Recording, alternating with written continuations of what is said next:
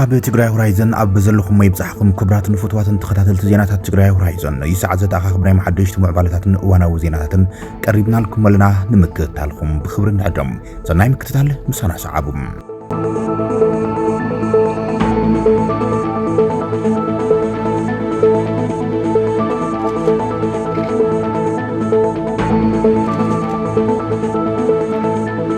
ኣብ ልዕሊ ኣባላት ቤት ምኽርን መፈጸምቲን መጥቃዕቲ ዝፈጸሙ ኣካላት ብሕጊ ክሕተቱ ይግባእ ክብል ኣባላት ቤት ምኽሪ ወረዳ 70 እንደርታ ገሊጾም ኣጻሪና ብዝረኸብናይ መረዳእታ መሰረት ድማ ውሳነ ክንህቢና ክብል ፕሬዚደንት ጀነራል ታደሰ ወረደ ገሊጾም ብሓይሊ ዝተኣለ ምምሕዳር ድማ ናብ ንቡር ቦትኡ ክምለስ ኣብ ስምምዕነት ከም ዝተበጽሐ ተገሊጾም ኣባላት ቤት ምኽሪ ወረዳ 70 እንደርታ ብቤት ምኽሪ ጉባኤ ዝተመረጽን ኣመራርሓ እንዳሃለና ንሕናይና ንመርሐኩም ብዝብል ብዕጥቂ ዝተሓገዘ ኣብ ልዕሊ ኣባላት ቤት ምኽርን ፈጸምትን መጥቃዕትን ዝፈጸሙ ኣካላት ብሕጊ ክሕተቱን ናብ ስራሕና ክንምለስን ይግባእ ኢሎም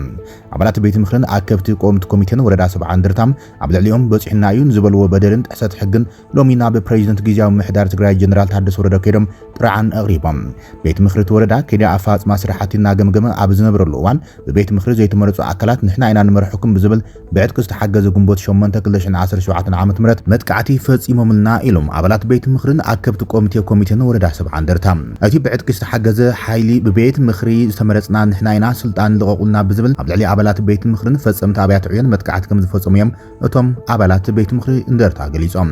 ሕገ መንግስቲ ብምጥሓስን ቁልፊ ኣብያተ ዕዮ እናሰበርካ ዝመሓደር ህዝብን ዓድን የለን ክብሉን ተዛሪቦም እቶም ንሕና ኢና ብቤት ምኽሪ ዝተመረጽና ዝብሉ ዘለዉ ኣካላት ዘካይድዎ መድረኽ ይኹን ጉባኤ ከም ዘየለን መሰረት ኣልቦ ከም ዝኾነን እውን እዮም ገሊጾም ስለዚ እቲ ብሓይሊ ስልጣን ክቋጸር ዝብል ሓይሊ ብሕጊ ክሕተትን እቲ ቤት ምኽሪ ዝተመረጸ ኣባል ናብ ስርሑ ክምለስን ሓቲቶም እዮም እቶም ነዚ ገበን ዝፈጽሙ ዘለዉ ኣካላት ድማ ንህዝቢ ቅሬታ ክሓቱ ይግባእ ኢሎም ዝሰርሕ ኣካል ዝመርጽን ዘጥፍእ ዘውርድ ሓላፍነት ዝተዋሃቦም ቤት ምኽሪ እንዳሃሎም ብሓይሊ መልጢ ስልጣን ክቋጸር ዝብል ሓይሊ ስርዓት ክሕዝ ክግበረሎ ኢሎም ኣብዚ ክልተ መዓልቲ ኣመራርሓና ናብ ቦትኡ ክምለሱን መበል 37 ጉባኤና ክነካይድን መፍትሒ ክወሃበና ይግባእ ክብሎም ናብ ፕሬዚደንት ታደሰ ጥራዓን መቕሪቦም ነቲ በኣባላት ቤት ምኽርን ኣከብቲ ቆምቲ ኮሚቴን ዝቐረበ ጥራዓን ሕቶን ዘድመጸም ፕሬዚደንት ጊዜያዊ ምምሕዳር ትግራይ ጀነራል ታደሰ ወረደ እቲ ዛዕባ ክሳብ ሕዚ መፍትሒ ዘይረኸበ ምጽራይ ይግበረሉ ስለ ዝነበረ ኢሎም ውሳነ ዝወሃብ ድማ መረዳእታ ብምእካብ ኢሎም ብመሰረት ትሕዚ ዘቕረብኩምዎ መረዳእታን ሓሳብን ውሳነን መሃብ እኹሊ ዝበለ ፕሬዚደንት ጀነራል ታደሰ ወረደ ካብ ቤት ምኽሪ ወጻኢ ዝግበር ምሻምን ምልዓልን ኣመራርሓ ሕግን ስርዓትን ዝጠሓሰ ምዃኑ ድማ ተዛሪቦም ኣባላት ቤት ምኽሪ ወረዳ 70 እንደርታን ዘቕረብዎ ሕቶን ጥራዓን ድማ ሎሚ ዕለት ውሳነ ከም ዝተዋሃቦም እዩ ተገሊጹ ዘሎ በዚ ድማ እቶም ጥራዓን ዘቕረቡ ኣባላት ቤት ምኽሪ ወረዳ 70 እንደርታ ናብ ስርሖም ክምለሱ ኣብ ውሳነ ተበጺሖሎም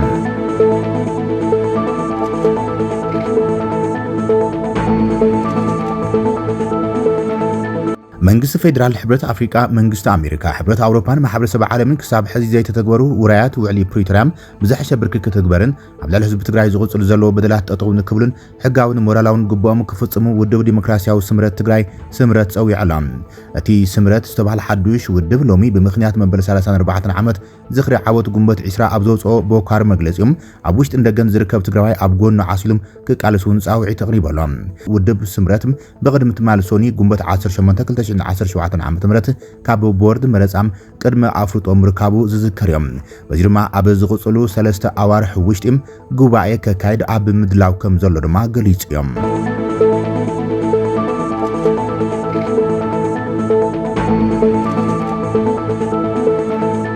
ናብ ዞባ ደቡብ ትግራይ ብጠበንጃ ክተኣቱ ምፍታን ቀይሕ መስመር ክብል ዋና መሓዳሪ እቲ ዞባም ኣቶ ሃፍቱ ኪሮስ ገሊጾም ነሲዕ ድማ ነቲ በኣቶ ጌታቸው ረዳ ዝምራሕ ዝነበረ መሓወር ጊዜያዊ ምምሕዳር ብሓይሊ ብምፍራሱም በቲ ዝድግፍዎ ክንፊ ውሓት ዝተሸመ ኣካል ስልጣን ክቋጸሮ ገይሮም እቲ ከይዲ ዝተቃውሞ ዞባ ደቡብ ትግራይ ዛጊድ ኣብ ትሕቲ ሌተናል ጀነራል ታደሰ ወረደ ዝምራሕ ሓድሽ ምምሕዳር ከም ዘይኾነ ይዝነገር ኣብ ቀረባ እዋን ከተማ ማይጨው ኣላማጣን ሓዊሱም ኣብ ዝተፈላለዩ ዞባ ደቡብ ትግራይ ብዓሰርታት ኣሽሓት ዝቑጸረ ህዝቢ ዝተሳተፍዎም ሰላማዊ ሰልፊ ተኻይድ ነይሮም ኣብ ወንበር ህወሓት ዶክተር ደብረጽዮን ገብረ ሚካኤል ኣቀዲሙ ናብ ደቡብ ትግራይ እውን ንምእታው ምድላዋት ከም ዝተወሰነ ገሊጹ ነይሮም ደብረጽዮን ልሳነት ውድብ ምስ ዝኾነ ጋዜጣዊን ኣብ ዘካየደ ቃለ መሕትት ኣብ ዞባ ደቡብ ጸገም ዝፈጥር ምምሕዳረሎም እቲ ህዝቢ ንውድብ ይጽበ ዘሎ ውድብ ደንግያ ውድብና ይምጸልና ቀልጢፉ መፍትሒ ይግበረና እዩ ዝብል ዘሎም እቲ ምምሕዳር ምስቲ ጉጅለ ዝወገነ ስለ ዝኾነ ገና ዘይተስተኻኸለ ከባቢ እዮም መደብ ኣውጺና ኣለና ስለዚ ከምቲ ኣብ ካልኦት ከባቢታት ዝገበርናዮም ናብ ዞባ ደቡብ ቀልጢፍና ኣቲናም ንምስትኻል ሓሲብና ኣለና ክብል ተዛሪቡ ነይሮም ኣብ ውሽጢ መሪሕነት ህወሓት ዝተፈጠረ ምምቕቓል ጽዒቦም እቲ ምትፍናን ናብ ሓይልታት ትግራይ ልሒኾም ላዕለዎት ኣዘዝቲ ድማ ነቲ ብደብረጽዮን ገብረ ሚካኤል ዝምራሕ ክንፊ ህወሓት ገሊኦም ደጊፎም ደው ምባሎም ዝፍለጥ እዮም ኣብ እዋናዊ ኩነታት መሰረት ብምግባር ምስ ቢቢሲ ጻኒሕ ዝገበረም ኣቶ ሃፍቱ ኪሮስ ኣብቲ ዞባ ዝተኻየዱ ሰላማዊ ሰልፍታት መበገሲኦም ትግራይ በፂሓቱ ዘላ ኩነታት ኢሉ እዮም ትግራይ ሕዚ ኣብ ሓደጋ እያ ዘላ መማእኸሊ ስኢና ብተራ ኣክቲቪስት ብተራ ሓደ ፍንጫል ጉጅለን ብተራ ዝኾነ ሓይልን ትዝወርን ትምወልን ኮይና ኣላ ዝበላ ኣቶ ሃፍቱም እዚ ድማ ነዊሕ ግዜ ስርዓተ መንግስቲ መስሪቶም ዝጸንሐ መስዋዕቲ ገድሊ ንዝፈልጥ ህዝቢ ትግራይ ብዝተፈላለዩ ምኽንያት ብፍላይ ድማ በቲ ሓደ ፍንጫል ህወሓት ዘሎ ሓይሊ ኣብ ኩሉ ከባቢታትን ትካላትን ትግራይ ብምእታው ክውንን ንተጋሩ ክኸፋፍልን ነቱ ህልውና ከረጋግጽን ዝደልዩ ሓይሊ ብሰፊሑ ምንቅስቓስ ይገብር ስለዘሎም ትግራይ ድማ ኣብ ዘሰክፍ ሓደጋ ስለዘላም እዚ ኩነታት ብምልዓልዮም ናብ ሰላማዊ ሰልፊ ክነኣቱ ገይርና ዘሎ ኢሎም ስለዝኾነ ነቶም ትግራይ ኣትያቶም ዘላ ጸገማት መፍትሒኦም ድማ ብቐንዱ ትግራይ ናይ ኩሎም ተጋሩ ክትኸውን ኣለዋ ትግራይ ናይ ሰላም ናይ ኢህን ሚህን ናይ ልምዓትን ብሩህ ተስፋን እምበር ትግራይ ናይ ውሕዳት እናኾነት ውሕዳት ጉጅለታት እትምወል እናኾነት ጸኒሓ ናብ ኩናት ናብ ስእነት ሰላም ጸኒሓ ኩሎም ትካላታ ናዓነው ዝኸድሉም ጠቕላላ ቁመና ትግራይን ተጋሩን እናተሸርሽረም ዝኸደሉ ኩነታት ከብቅዕሎ ኢሎም ናይ ዝቁልፍ ድማ መማእኸሊ ሃልይዎም ትግራይ ናይ ኩሎም ተጋሩ ሓሳብ እተተኣናግድ ክትኸውን ኣለዋ በዚ ናይ ሕዚ ፕላትፎርም ድማ ብፍላይም እቲ ግዜያዊ ምምሕዳር ሓቋፍ ይክኸውን ኣሎ ትግራይ ናይ ኩሎም ተጋሩ ሓሳብን ዓቕምን የድልያ ኢሉላ ኣትሃፍቱም ብምቕጻል ትግራይ ድሕሪ ኩናት እያ ዘላ ሕዚ ኣብዚ ከምዚ ዓይነት ፈተና ደቃ ዓቕሚ ክኾንዋ ከተሓባብርዋ ኣብ ዝደልየሉ እዋን ወሳኒ ምዕራፍ ኢና ዘለና ህዝቢ ራያ ከም ኣካል ህዝቢ ትግራይ ነዚ ጉዳይ ሒዙ ተላዒለሎ ተወዲቡ እውን ይቃለስ ዘሎ እዚ ናይ ኩሉ ትግራዋይ ኣጀንዳ እዩ ስለዚ ትግራይ ክትድሕን ከም ብሄር ክንቐጽልን ዝደልዩ ሓይሊ ኣብ ጎና ክስለፍ ኣለዎ ክብልም ጻውዒ ተቕሪቦም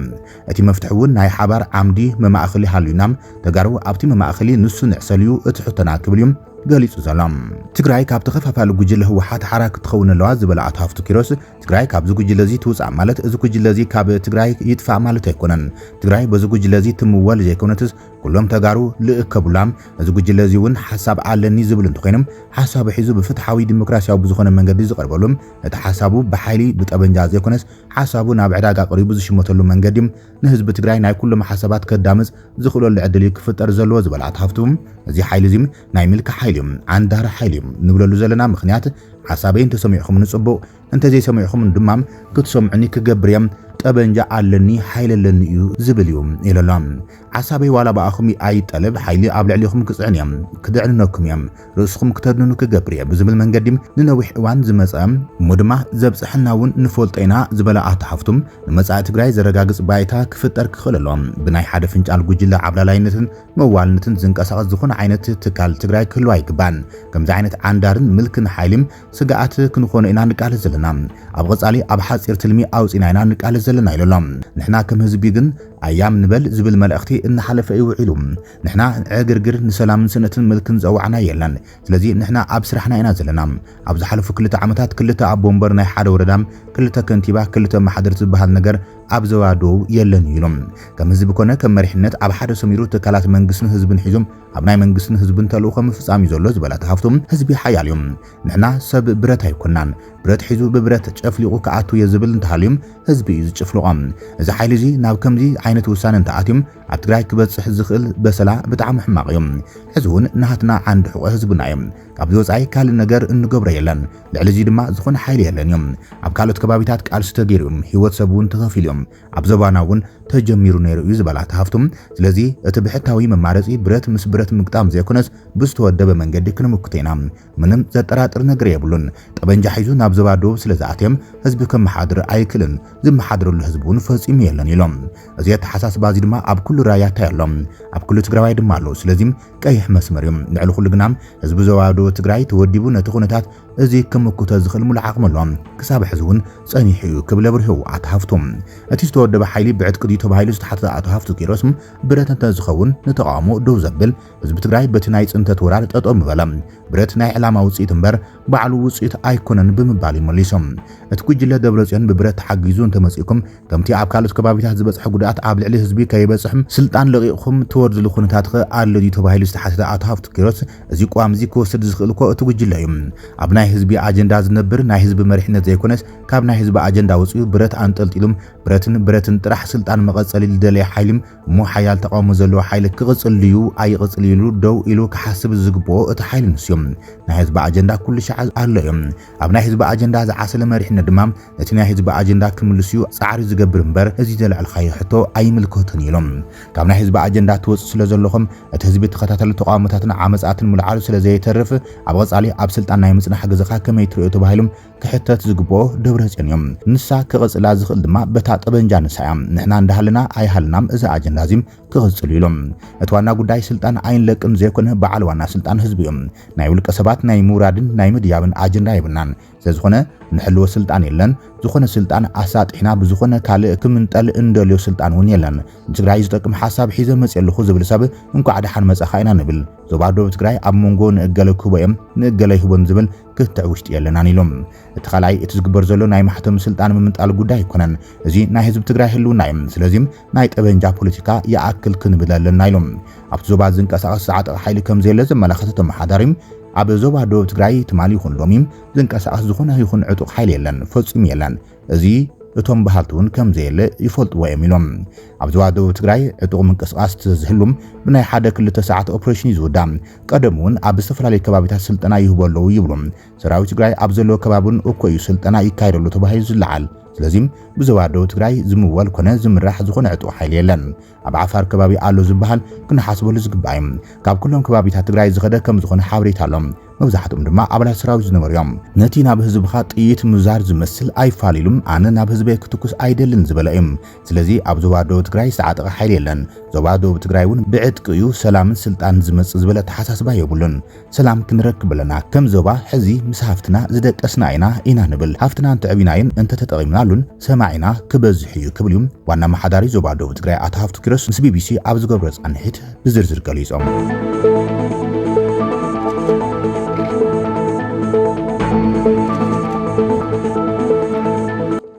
ኣብ ሓራ መሬት ዝርከቡ ኣባላትን መሪሕነትን ሰራዊትን ለሙቕነ ኣብ ስልጠና ከም ዝኾነ ይተሓቢረሎም ሓደ ካብ ላዕለዎት ኣዘዝቲ ሰራዊት ትግራይ ዝኾነ ጀነራል ገብረ እግዚአብሔር በየነ ወደንጥሩ ድማ ሎም መዓልቲ ኣብ ሓራ መሬት ድሙቕ ወተሃደራዊ ኣቀባብላ ተገይሩሎም ወደንጥሩ ካብቶም ጀጋኑ ኣዘዝቲ TDF ሓደ ምዃኑ ዝፍለጥ ኮይኖም ብስንክቲ ካብ ኮር ንላዕሊ ኣመራርሓ ሰራዊት ንሓደ ጉጅለ ህወሓት ኢና ንድግፍ ዝብል መርገጽዮም ካብ ዝተቃወሙ ላዕለዎት ኣዘዝቲ ሰራዊት ሓደ እዮም ነቶም መንተ ህዝቦምን ትግራይ ዓዶምን ክብሉ ክቡር ዋጋ ዝኸፍሉ ጀጋኑ ጉዳኣት ኩናት ሓገዛት ብምትኻብን ብዓሰርታት ተሽከርከርቲ ዊልቸር ንጉዳኣት ተጋደልቲም TDF ብምሕጋዝ እውን ዝፍለጥ እዮም ይኹን እምበር ህወሓት መሰረቱ ዝገብረ ሓደገኛ ክፍፍል ፖለቲካ ስዒቦም ናብ ሰራዊት እውን ክሰርጽ ብምግባር እቲ እንኮ ዋሕስን ሓድነትን ህልውናን ተጋሩ ዝነበረ ብሄራዊ ሓይልም ገሊኡ ናብ ሓራ መሬት ክወጽም ገሊኡ ድማ በቶም ሓደ ጉጅለ ህወሓት ኢና ንድግፍ ዝብሉም ካብ ኮር ንላዕሊ ዝእዘዝ ኮይኖም ዝሕዝን መንገዲ ተኸፋፊሉ እዩ ዝርከብም እቶም ኣብ ሓራ መሬት ዘለዉ ተጋደልቲ TDF ዝተቃለስናሉን ብጾትና ዝኸፈልናሉን ቃልሲ ተሓንሽሾም ህወሓት ንረብሓታት ህዝቢ ትግራይ ንጎን ገዲፎም ስልጣን ትኩረት ብምግባርን ግዛኣታዊ ሓድነትን ተመዛበልትናን ከይምለስ ይዕንቅፈሎም መንግስቲ ትግራይ የፍርሰሎ ሰላማዊ ፖለቲካዊ ቃልሲም በኣፎሙዝ ይዕፍነሎም ስለዚ ኣይንቕበለን ኢሎም ሜዳ ከም ዝወረዱኦም ዝገልጹ ዘሎም ፍልፍላት ሓበሬታ እቶም ኣብ ሓራ መሬት ዘለዉ ወግናት ከም ዝገለጽዎም እቲ ስልጠና ሰራዊትን ኣመራርሓን ድማ እወናዊ ኩነታት መሰረት ዝገብረን ናብ ቀጻሊ ልኡኽ ንምስግጋርን ዝዓለሙ ኢሎም ሓደ ካብቶም ኣብ ሓራ መሬት ዘለዉ ኩነታት ብቪድዮ መልእኽታት ዝዝርግሕ ዘሎም ተጋዳላይ ሸዊት ቢቶ በላይ ዕላማና ኣብ ቀረባ ንኽነሳኽዕ ስራሕትናን ምድላዋትናን ኣዝዩ ብዝቐልጠፈን ብዛዕብየን መንገዲ ነሰጉመልና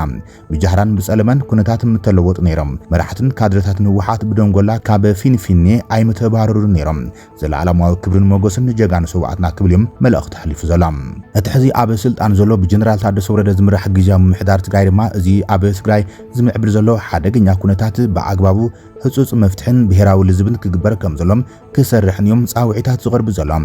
ገሊኡ ኣብ ውሽጢ ትግራይ ገሊኡ ድማ ካብ ትግራይ ወጻኢ ኮይኖም ንባዕሉ ንምትፍናን ዝግበር ዘሎ ሓደገኛ መንገድታት ድማ ብኣግኦም ክእረምን ብሄራዊ ዕርቅን ልዝብን ክግበርን ሓዱሽ ንኹሉ ዝሓቆፈ ዲሞክራሲያዊ ስርዓት ኣብ ትግራይ ምትካል ድማ እቲ እንኮ መፍትሕ ምዃኑ ብዙሓት ልሂቃት ተጋሩ በብገጾም ይገልጾም ዘሎም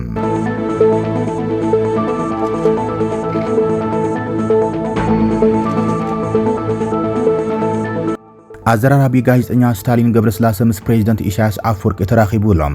ኣብ ዝሓለፈ ኤርትራ ዝኣተወ ጋዜጠኛ ስታሊን ምስ ኢሳያስ ከም ዝራኸበም ብመንገዲ ማሕበራዊ ገጽ ፌስቡክ ገሊጾሎም ስታሊን ንመዓልቲ ኣማስዩ ብኣምሓርኛ ኣብ ዘርግሖ መልእኽቲ እንኳዕ ንመበል 34 ዓመት መዓልትን ዓወትን ጉንበት 20 ብሰላም ኣብጽሕና መዓልቲ ዓወት ጉንበት 20 ነቶም ኣብ ኣጽዋርን በዝሒ ወተሃደራትን ጥራይ ዝተመርኮሶም መራሕቲ ጽቡቕ ትምህርቲ ሂቦም ኣሎም እቲ ዕላማ ዓወት እዩ ነዚ ድማ መናእሰይ ትግራይን ኤርትራን ዝኸፈልዎ መስዋዕቲ ኣብ ታሪኽ ዝዝከርን بدرجي زي السحانيم قالوا دما ابنت كوينو كغلكليوم كبل على فيسبوك قصو ملأخت زرقحلهم مرحي هو حد دكتور دبرصيان قبر ميكائيل تمالي بمخنيات اسراء قنبت ابز حلفو ملأختيم منغستن حزبن ኤርትራ ملأختي وهانا معالت ناصرነት بمحلاف سلاماዊ ርክብ ስርዓት بزلو መንገዲ ዘላቅን ምግባር بوغنم ተቀሪቦም ከም ዘለውን ከም ዝሰርሑልኝ ሓቢሩ ነይሮም ይኹን እምበር እዚ بوغن ህወሓት ምስ ሻዕብያ ዝግበር ርክባት ሕጋዊ መስረት ዘይብሎምን አንጻር ትግራይ ምስ መንግስቲ ፌደራል ዘለው ረብሓታትን ዝኸፍእ መዘዝ ከይወልድ ببزحات سقاط فطير يزلم ناي حزي مريحنت حدوش ودب سمرت اتو جيتاش ردا ابز حلفو سومن اب عدي سبا مستغارو نبرت تاختما ابز غبرص انحت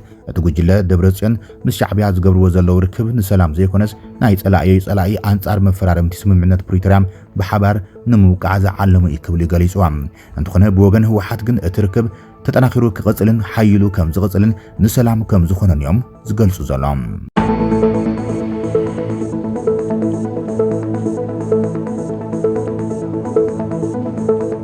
كبراتن فتواتن تخطاتل زيناتاتنا نزي ساعات زتاخبنا محدش تمع بالاتاتن وانا وزيناتاتن زازيمنا لنا وسناي مكتالكم نمسجن سلام